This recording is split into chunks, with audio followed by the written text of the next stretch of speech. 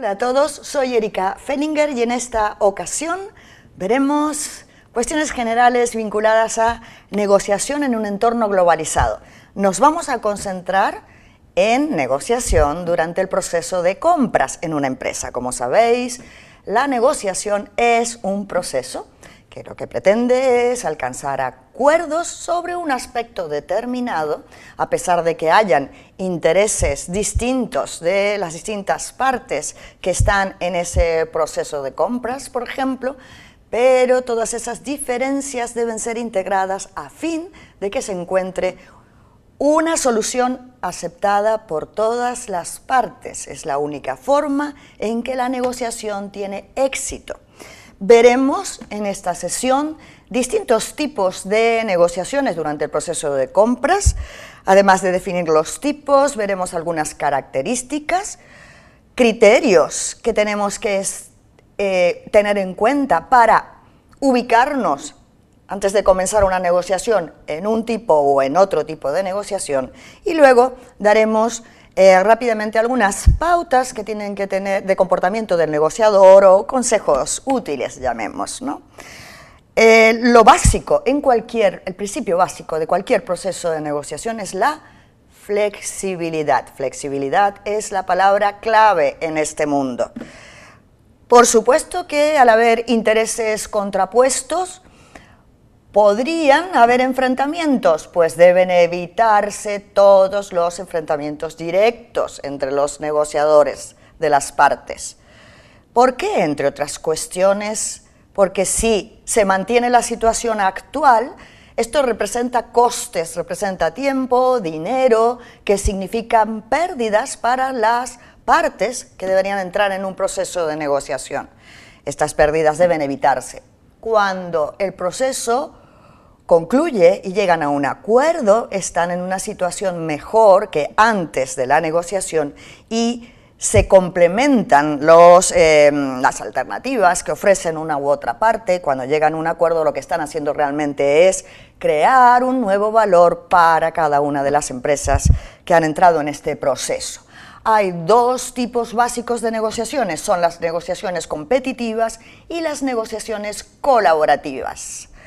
Las competitivas tienen la posición de yo gano, tú pierdes. Se establece en términos de confrontación.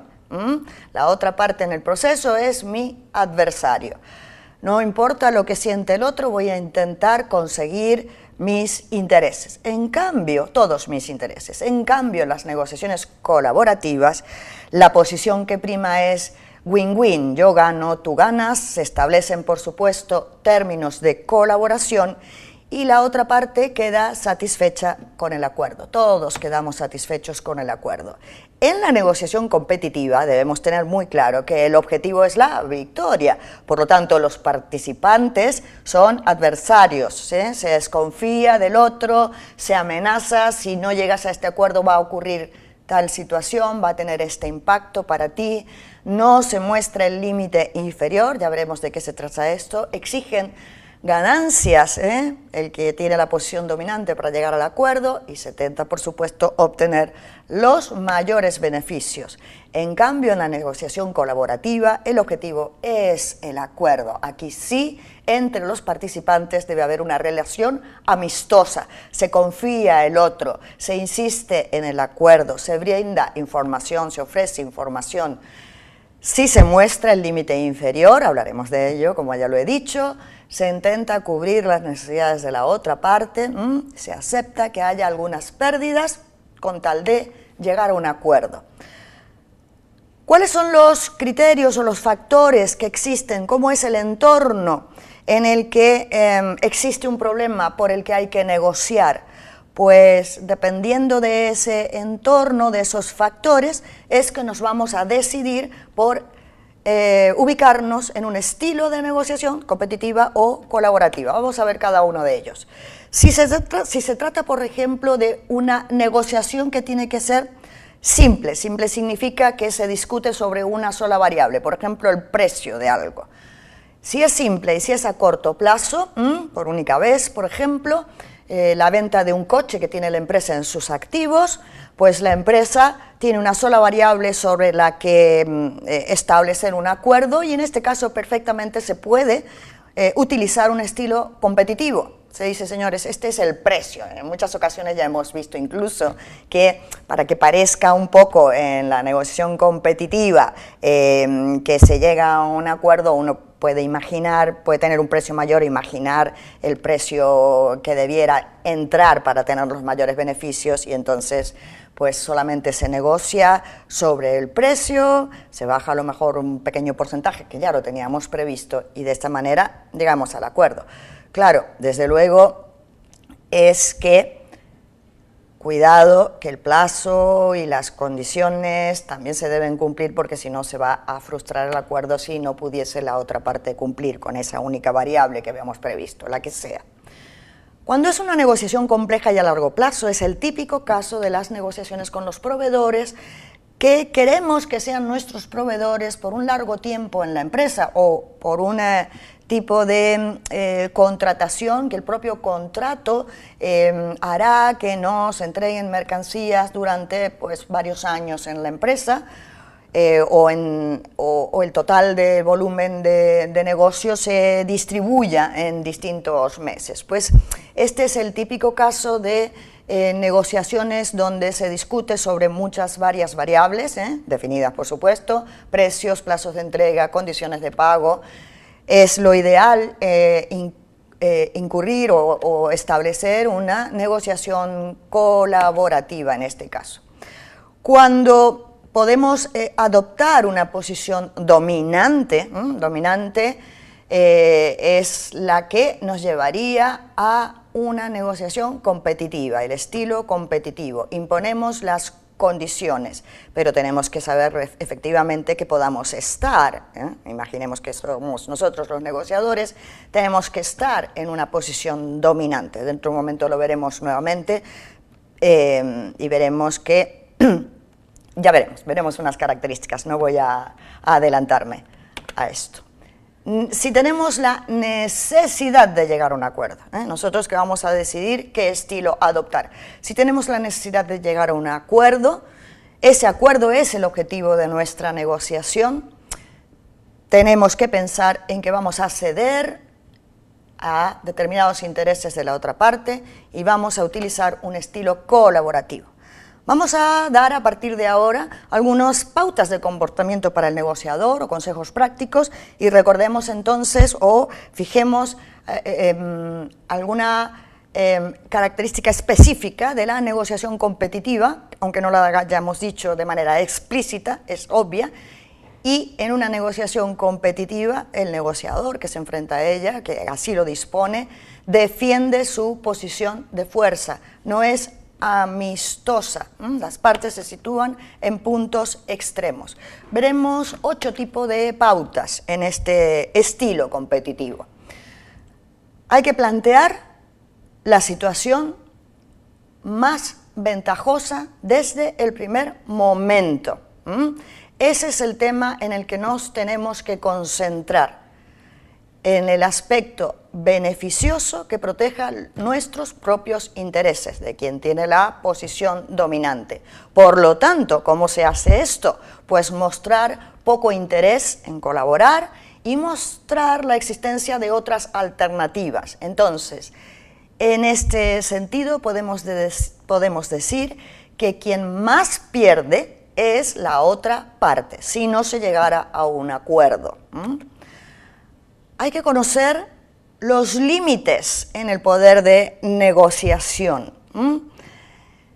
El límite depende de los efectos que tendría en cada una de las partes si no llegásemos a un acuerdo.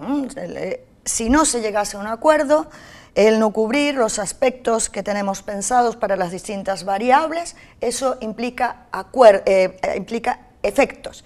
El poder, ¿quién tiene el poder y quién es la posición dominante? Pues la que menos pierde si fracasara la negociación. El caso típico es negociar en un contrato de trabajo en tiempos de crisis. Está claro que es el empresario el que tiene la posición dominante. Estoy hablando en épocas de crisis, de recesión económica. ¿Por qué? Porque el efecto, si no se cumple el contrato, si no se llega a un acuerdo en ese contrato laboral, hace que se perjudique al posible futuro trabajador. Si no se realiza el contrato, esa persona posiblemente no tenga posibilidades de encontrar otro trabajo fácilmente en épocas de crisis.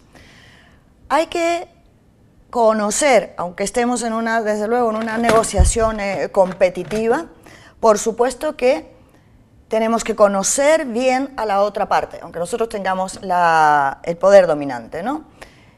Es un error hacer suposiciones sobre la otra parte. Hay que fiarse de hechos y no de opiniones. Entonces hay que saber muy bien cuál es la situación financiera de la otra parte, si tiene problemas internos en la organización, si cumple sus compromisos, si está sometido a premuras de tiempo, por qué quiere negociar, necesita alcanzar acuerdo, etc. Ahora bien, tenemos que pensar que una de las partes tiene que tener muy clara, o incluso las dos, cuáles son sus líneas rojas. Hay que definir esa línea roja, esa vara de medir, en el sentido de que si entrásemos en una negociación y algo tuviésemos que ceder, desde esta línea roja hacia abajo no se pasa. Esto es importante, saber cuál es esa alternativa que mide esa línea roja o que pone la línea roja. Se sabe con exactitud entonces cuándo se debe abandonar la negociación o cuándo se pueden realizar más concesiones. De hecho, un acuerdo poco atractivo puede ser bueno si la mejor alternativa es aún peor. Si no, hay que siempre, pero siempre sin pasar la línea roja, desde luego, esa vara de medir. Es muy importante también en las negociaciones que se tengan argumentos ante todo lo que debatimos. Siempre tiene que tener credibilidad el negociador, esa es su mejor arma para negociar. ¿Qué significa eso? Que tiene que preparar argumentos para todo lo que vaya a plantear en la negociación. Si no tuviese algunos argumentos, o si hay algunos puntos débiles, pues no sacarlos, no ponerlos a la luz, no debatir, no entrar en ellos. Solo preparar todo y tener preparados los argumentos. Por otro lado, no puede nunca improvisarse. Todas las alternativas, todas las concesiones las tenemos que tener perfectamente identificadas. Hay que incluso elaborar un plan de concesiones, posibles concesiones. Aunque no sea necesario llevarlas a cabo, no tenerlas en cuenta e improvisar puede ser un error muy grave y podemos fracasar en la negociación. Hay que estudiar perfectamente cuáles son nuestros puntos fuertes y nuestros puntos débiles. Esto está muy vinculado también con el no improvisar. Entonces, hay que conocer cuáles son los argumentos que tenemos bien, que son muy sólidos, sobre los que interesa hacer la negociación. Esos serán nuestros puntos fuertes, si tenemos todos los argumentos bien atados, digamos. Esto no quiere decir que no tengamos en cuenta el punto de vista de la otra parte. Si nosotros fijamos un plan de concesiones, pues la otra parte también lo está haciendo. No somos nosotros los únicos listos en este proceso, desde luego. Esto está definido para todas las partes que negocian. Cuando hablamos de negociaciones colaborativas y hemos decidido utilizar el estilo colaborativo, lo que debemos saber es que un acuerdo en este espacio sería bueno siempre y cuando sea amplio, o sea, bueno para todas las partes. Aquí recordemos aquello de que este es el caso del win-win, yo gano, tú también ganas, que sea eficiente, o sea, que se llegue a un acuerdo de la forma más rápida posible y que sea realizable desde luego, eficiente y eficaz, podríamos decir. Y justamente, lo habíamos mencionado al principio, como las negociaciones colaborativas deben plantearse para situaciones de medio-largo plazo, pues entonces ese acuerdo tiene que ser duradero, tiene que mejorar las relaciones entre las partes, o por lo menos no provocar conflictos en el futuro. Tiene que ser duradero. ¿Cuáles son los 4 consejos que vamos a dar aquí? Es fundamental separar a las personas del problema. El objeto de la negociación es el problema. Aquí no cabe la expresión de con esta persona no se puede negociar. No.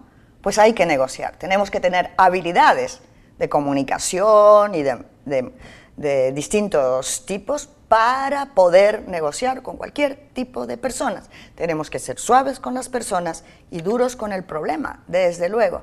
Y nos vamos a centrar también en los intereses de la contraparte, porque vamos justamente a analizar, yo gano y tú ganas.